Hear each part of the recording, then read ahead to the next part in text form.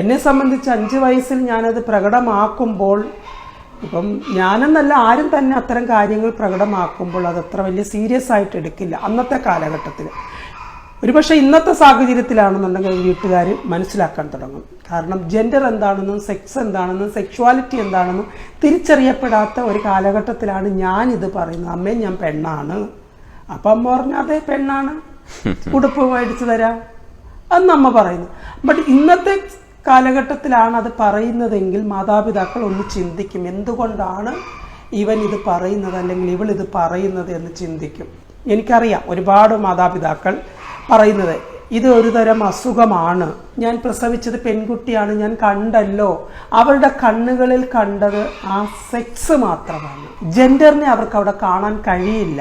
അതവർ ചിന്തിക്കുന്നില്ല. അത്രത്തോളം പുരോഗമിക്കുന്നില്ല നമ്മുടെ കേരളം. എനിക്ക് തോന്നുന്നു ഇപ്പോഴത്തെ ചെറുപ്പക്കാര് ട്രാൻസ് കമ്മ്യൂണിറ്റിയെ 2 കൈ നീട്ടി സ്വീകരിക്കുന്നുണ്ട്.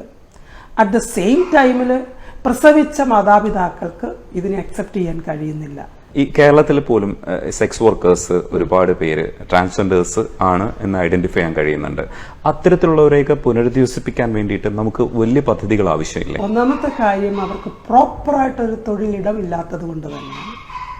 കാരണം അവര് തൊഴിൽ ചെയ്യാൻ പോകുന്ന മേഖലയിൽ പോലും അവർ നേരിടുന്നത് സെക്ഷൽ ഹരാസ്മെന്റ് ആണ്. അപ്പോൾ അവർ സ്വയം ചിന്തിക്കുക, എന്തുകൊണ്ട് എൻ്റെ ശരീരം ടൂൾസ് ആക്കിക്കൂടാ എന്നുള്ളൊരു ചിന്ത വരുന്നുണ്ട്. രാത്രികാലം ആകുമ്പോഴത്തേക്ക് ഈ തൊഴിൽ മേഖലകളിൽ തന്നെ ഇവർക്ക് സെക്ഷൽ അബ്യൂസ് ഉണ്ടാകുന്നുണ്ട്.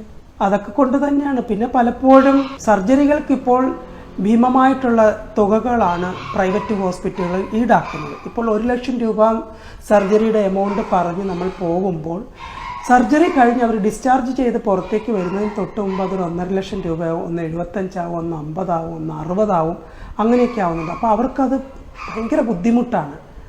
അപ്പോൾ അത്തരം സാഹചര്യങ്ങളിൽ ഇവർക്ക് സർജറിനെ നേരിടണമെങ്കിൽ ഇത്തരം തൊഴിൽ തന്നെ ചെയ്യേണ്ടി വരുന്നൊരവസ്ഥയാണ്. കാരണം സർക്കാരിന്റെ ഭാഗത്തു നിന്ന് നോക്കുമ്പോൾ നമ്മൾ സർജറി എവിടുന്നെങ്കിലും പൈസ കണ്ടെത്തി സർജറി ചെയ്തു 2 മാസം 3 മാസം ചിലപ്പോൾ 4 മാസം 5 മാസമൊക്കെ നമ്മൾ ബില്ല് സബ്മിറ്റ് ചെയ്തതിന് ശേഷമായിരിക്കും അത് അപ്രൂവലായി വരുന്നത്.